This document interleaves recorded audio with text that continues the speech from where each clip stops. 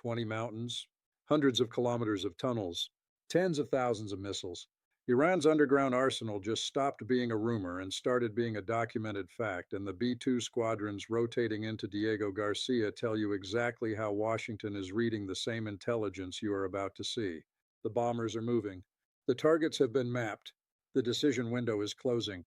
But here is what every defense reporter missed in the rush to publish satellite imagery. The underground cities are not the threat. The underground cities are the evidence of a doctrine that has already won the argument about what the next Middle East war looks like, and that doctrine is now being copied by every adversary watching.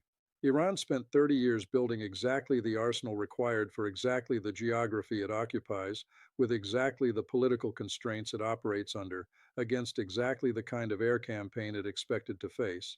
And the Pentagon planners who spent those same 30 years assuming American air superiority would solve any regional contingency are now staring at a map that their own doctrines cannot answer. Your gas tank, your stock portfolio, and your assumptions about American military dominance are about to find out what a fully mature anti access doctrine actually looks like when it is built into the Earth itself. This channel runs on no corporate sponsorships, no government contracts, and no editorial filters dictating which strategic realities reach you in their unfiltered form. The analysis you are about to hear is not happening on cable news because cable news exists to sell the comfortable version of American power, and it is not happening on Iranian state media because the truth is too valuable to broadcast even when it favors Tehran. If you want to understand what is actually being decided in the next 90 days, before the official narrative settles, hit subscribe and turn on notifications. Because the math of what Iran built is brutal, and the math has consequences that reach all the way back to American gas stations. Here is what actually happened. Over the past several months, Iranian state media has selectively released footage from inside multiple underground missile facilities, each showing extensive tunnel networks, automated launch systems, and stockpiles of weapons in numbers that significantly exceed previous Western intelligence estimates. The releases were not accidental. The timing was not random. Each video appeared in a sequence calibrated to coincide with specific moments in regional tension, specific diplomatic exchanges, and specific shifts in American force posture. The footage shows facilities that were known to exist, but whose scale, integration, and operational maturity had been consistently understated in unclassified Western assessments for over a decade. What the world is now seeing is not the entire arsenal. What the world is now seeing is the portion of the arsenal that Tehran wants seen, which is itself the most carefully selected disclosure in modern strategic communications. The official narrative from Washington describes the disclosures as propaganda, exaggeration, and theatrical posturing intended to discourage military action without reflecting actual operational capability. State Department briefings emphasize that Iranian capabilities, while real, are within the parameters that American and Israeli planners have long incorporated into contingency planning.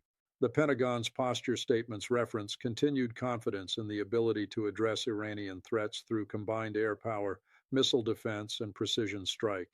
On the surface, the message is calm. The message is reassuring. The message is that nothing has fundamentally changed. The operational reality contradicts the surface message at every meaningful point. The B 2 Spirit stealth bomber rotations to Diego Garcia have increased in tempo over recent months. The forward deployment of additional KC 46 and KC 135 tanker aircraft to multiple Indo Pacific and Middle Eastern locations has been documented through commercial flight tracking. The pre-positioning of bunker-busting munitions, specifically the GBU 57 massive ordnance penetrator class weapons, has been the subject of multiple unconfirmed but mutually corroborating reports. The presence of additional carrier strike group assets in the broader theater has been visible to anyone reading public deployment data, and the diplomatic temperature around the Iran file has shifted in ways that align with preparation rather than de-escalation. You do not preposition the world's most specialized deep penetration munitions for a signal. You preposition them for a target list. Now let me show you what the target list actually looks like and why it presents Washington with the most difficult military planning problem the Pentagon has faced in this region in 2 generations. Iranian underground military infrastructure is not a single facility. It is not even a dozen facilities. It is an integrated network of sites distributed across the Iranian interior, designed over 30 years to provide depth, redundancy, dispersal, and survivability against precisely the kind of strike campaign the United States is best at conducting. The network includes dedicated missile production facilities, separate storage facilities, independent launch facilities, command and control nodes, and the supporting industrial infrastructure that keeps the system operational under sustained attack. The total tunnel length, based on the imagery released and the satellite analysis that has been conducted on the visible portions, runs into the hundreds of kilometers. The depth of the major facilities reaches several hundred meters in many cases, with some critical sites burrowed under the kind of rock formations that conventional precision munitions cannot reach, even with multiple stacked strikes against the same aim point. The arsenal stored within this network includes ballistic missiles across multiple range classes, cruise missiles with maritime and land attack variants, anti-ship systems specifically tuned to Persian Gulf and Strait of Hormuz geography, drones in quantities now measured in the tens of thousands, and the supporting munitions, propellants, and components required to sustain operations through an extended campaign. The numbers are not propaganda. The numbers are the result of a sustained industrial program that the West watched develop, the West analyzed in detail, and the West consistently chose to publicly understate because public statement of the actual numbers would have required policy responses that successive American administrations preferred not to commit to. Here is the part the Pentagon does not want calculated openly. The doctrine that Iran built this network to execute is not a war-winning doctrine in the conventional sense. Iran does not need to defeat the United States military to achieve its strategic objectives. Iran needs to make the cost of an American strike campaign so expensive, so visibly costly, and so politically corrosive that the campaign cannot be sustained to its objectives. The underground network is the physical embodiment of that doctrine. Every facility that survives a first strike forces a second strike. Every facility that survives the second strike forces a third. Every strike consumes American munitions inventory that cannot be replaced on the timeline of the campaign. Every strike requires sortie generation rates that strain American basing access and tanker availability. Every strike risks an interception that produces an American casualty or an aircraft loss that changes the political calculus back home. The Iranian theory of victory is not military superiority. The Iranian theory of victory is American exhaustion, and the underground network is the architecture of that exhaustion. Stay with this part because it is critical. The arsenal is not designed to win a war. The arsenal is designed to make the war too expensive to finish. Let me show you what the technical breakdown looks like.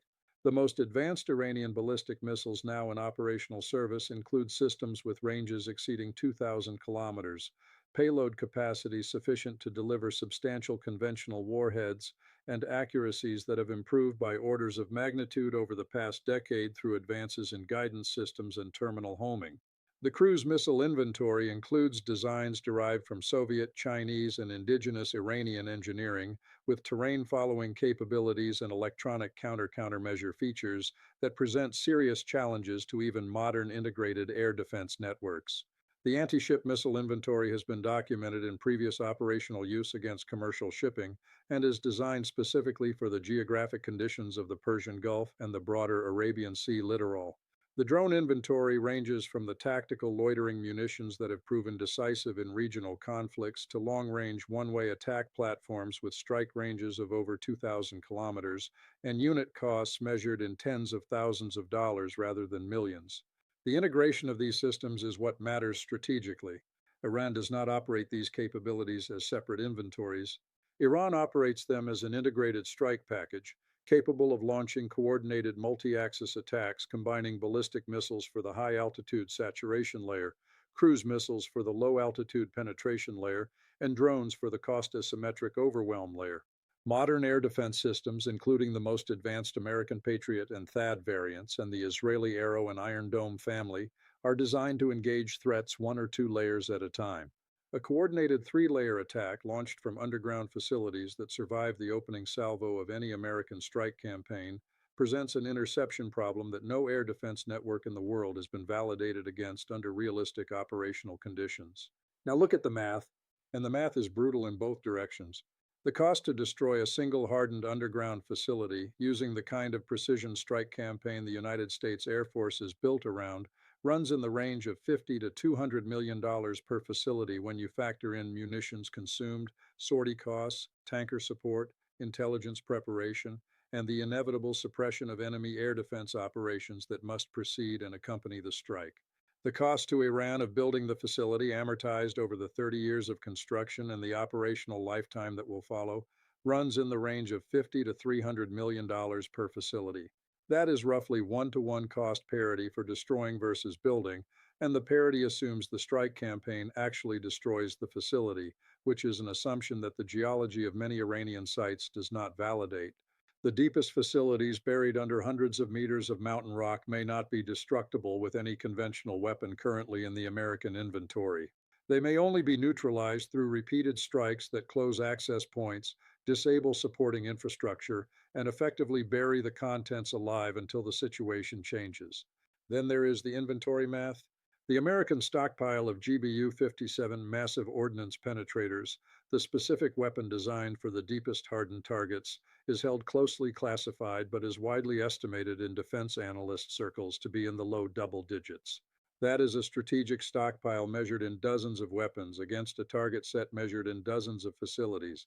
Each weapon must be delivered by a B 2 Spirit stealth bomber, and the operational fleet of B 2s available for any given operation is roughly 15 to 19 aircraft after factoring in maintenance, training, and reserve requirements. The mathematics of matching available weapons against required targets with the operational constraints of stealth bomber sortie generation factored in produces a campaign timeline that does not fit inside the political window any American administration is likely to have available before regional dynamics intervene. The Iranian retaliatory math runs in the opposite direction. Iran can launch hundreds of ballistic missiles in a sustained campaign, thousands of drones, and indefinite numbers of cruise missiles, all from facilities that survived the opening strikes. The targets available for Iranian retaliation include American forward bases throughout the Gulf, Israeli population centers, Saudi and Emirati oil infrastructure, and commercial shipping throughout the most strategically important maritime corridor in the world. The interception inventory available to defend these targets, even with the most generous assumptions about American and Allied missile defense capacity, runs out before the Iranian launch inventory does. Read that again slowly. The defender runs out of interceptors before the attacker runs out of missiles. That is the structural condition that Iran has spent 30 years building toward, and the condition is now operational. Now pull back from the immediate question and look at the strategic chessboard. China is watching this with intense and very specific interest. The Chinese military planning community has been developing, for the past 2 decades, a comparable underground infrastructure program supporting its own anti access area denial doctrine in the Western Pacific. The Iranian network is, in many ways, a smaller and more publicly visible version of what China has been quietly building under its own mountains. The lesson Beijing is extracting from the current confrontation is not theoretical, it is operational. Every American sortie consumed in a strike campaign against Iranian facilities is a sortie absent from any Pacific contingency. Every American munition expended is a munition unavailable for use against Chinese targets. Every American strategic bomber dedicated to the Iran problem is a bomber not available for the Taiwan problem. The Chinese theory of victory in any Pacific confrontation depends partially on American attention and inventory being absorbed by other crises, and the Iranian disclosures are now functioning as an active recruitment of American resources away from the theater Beijing actually cares about. Russia is watching with the satisfaction of a partner whose investments are paying off. Russian assistance to Iranian missile and underground infrastructure programs has flowed for years in both directions, with Iranian drone technology now flowing back to support Russian operations in Ukraine. The current Iranian disclosure campaign serves Russian interests in multiple ways simultaneously. It absorbs American strategic attention. It depletes American munitions stockpiles that could otherwise be transferred to Ukrainian forces. It demonstrates the operational viability of the asymmetric doctrine Russia has been forced to adapt under sanctions. And it advertises to every other potential client state in the world the value proposition of the Russian, Iranian, Chinese strategic ecosystem as an alternative to Western security guarantees that are now visibly conditional and visibly stretched. The global South dimension is where the long term damage to American positioning becomes severe. The countries watching this confrontation are not primarily considering whose side they are on. The countries are considering what kind of military doctrine works against the world's most expensive air power, conducted by the world's most experienced air force, in the world's most challenging tactical environment. The answer they are receiving in real time and in public is that a determined regional power with consistent investment over decades can build a defensive architecture that the United States cannot quickly demolish. The implications of that answer reach every defense ministry from Cairo to Jakarta. The implication is not that the United States can be defeated. The implication is that the United States can be deterred, and deterrence is what every regional power has wanted for the past 40 years and could not previously afford. Then there is the dimension almost nobody is discussing. The Iranian underground network was built largely with technology, expertise, and supply chain inputs that flowed during the period of relative international engagement between 2000 and 2018. The tunneling equipment, the precision manufacturing capability, the metallurgical inputs for advanced missile production, much of it arrived through channels that were open during periods of Western diplomatic engagement and that have only partially closed since. The architecture of the current threat is, in important ways, a legacy of policy choices made by previous American administrations to engage Iran economically while attempting to constrain it politically. The engagement provided the resources. The constraint failed to prevent the resources from being applied to the program. The strategic outcome is a network that exists today partly because of decisions that were defended at the time as the responsible alternative to confrontation. The most honest analytical position available right now, the position that no American official will state publicly but that internal assessments are converging on, runs like this. The strike campaign required to substantially degrade Iranian underground capability cannot be executed within any politically acceptable timeline at any politically acceptable cost. The strike campaign that is achievable within those constraints will not eliminate the threat. It will only delay it while consuming American resources and political capital that are required for higher priority theaters. The deterrent value of demonstrated American willingness to conduct any strike campaign at all may be substantial, but the operational value of the campaign in eliminating the underlying capability is limited. The choice between action and inaction is therefore not a choice between solving the problem and accepting it. It is a choice between accepting different versions of the same unresolved condition. That is the position the Pentagon now occupies. The targets are mapped, the bombers are positioned, the munitions are stockpiled, the political authorization is in suspension, and the underlying strategic question, whether any conceivable campaign can produce a result that justifies the costs, is being debated in classified rooms with answers that nobody wants to put in writing because the answers are not the answers that the policy community has been telling itself for the past 2 decades.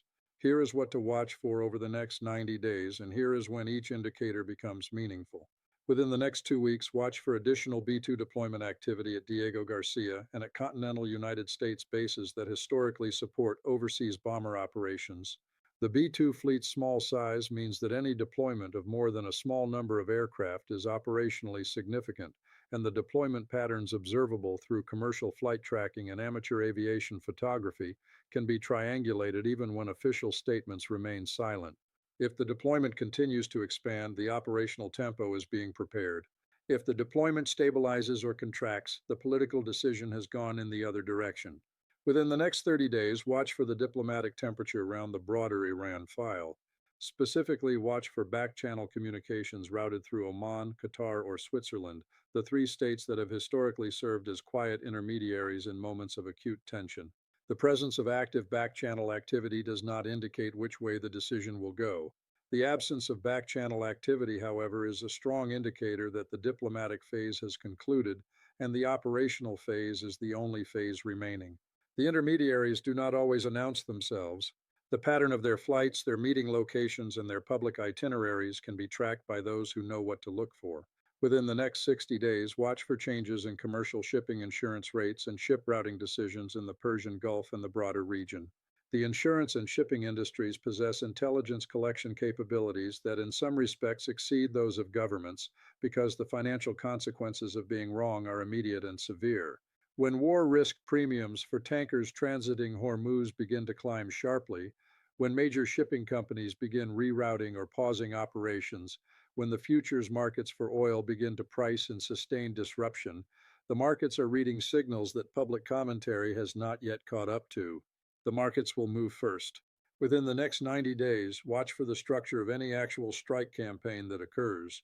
If a strike happens, the targets selected, the weapons used, and the operational tempo will tell you what the actual American assessment of the underground network is.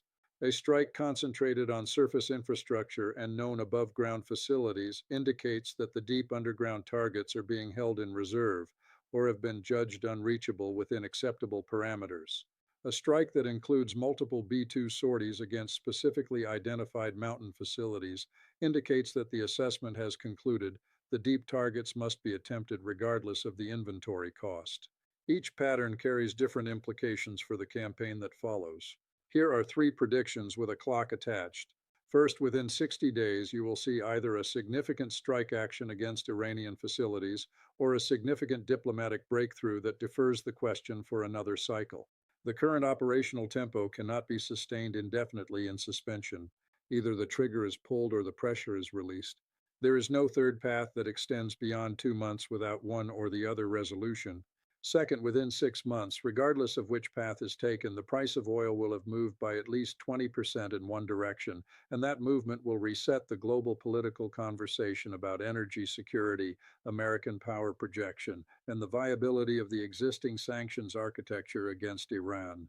Third, within 12 months, this episode will be cited in classified American defense reviews as the inflection point at which the doctrine of decisive air power against hardened regional threats was reassessed in fundamental terms, with implications for procurement, basing, alliance structure, and force design that will shape the American military for the next 2 decades. What is at stake here is not the destruction of an enemy. What is at stake is the credibility of an entire model of how American power projects into contested theaters. The Iranian underground network is the test case. The American response will be the answer. And every adversary watching, from Beijing to Pyongyang to Caracas, is studying the test and the answer with the analytical intensity of an academic discipline. Whatever happens next will be incorporated into their own doctrines, their own infrastructure programs, and their own theories of how to deter or defeat the United States in their own neighborhoods. The lesson is being written in real time. The textbook is being assembled in front of us, and the consequences will be felt for decades regardless of how the immediate question resolves. So here is the question this video leaves you with. Which scenario unfolds first? A strike campaign that demonstrates American resolve at the cost of revealing American limits, a diplomatic deferral that preserves the status quo at the cost of validating the Iranian doctrine, or a regional escalation initiated by a third party that forces the question to resolve under conditions nobody has chosen. Drop your prediction in the comments. Strike, deferral, or escalation? Tell me which one happens first and why, because the comments on this channel form a real-time strategic dialogue that consistently surfaces analysis hours before professional commentary catches up, and every prediction in those comments goes directly into the analysis for what comes next. If this gave you a framework that mainstream coverage has not assembled, a way of seeing the Iranian disclosure campaign and the American bomber movements as components of a single integrated strategic confrontation rather than as separate news stories, share this video with one person who needs to understand what is actually being decided in the next 90 days. The headlines describe the bombers. The analysis describes the architecture. You now have the architecture before the official narrative has decided what it will be. The next video goes somewhere this one did not reach. It examines the specific second-order consequences of any actual American strike campaign against Iran, mapped against the global commitments the United States already cannot fully cover with current force structure. The Pacific theater implications, the European theater implications, the munitions inventory implications, the basing access implications, the alliance implications. The implications fan outward in ways that are only beginning to be visible, and they reshape every other strategic question on the global chessboard. Subscribe so you are there when it lands, because what comes next determines whether the rest of this decade tilts toward American consolidation or American overextension, and the difference between those two outcomes will be measured in trillions of dollars and millions of lives. The mountains in Iran will be the case study in war colleges for the next 30 years.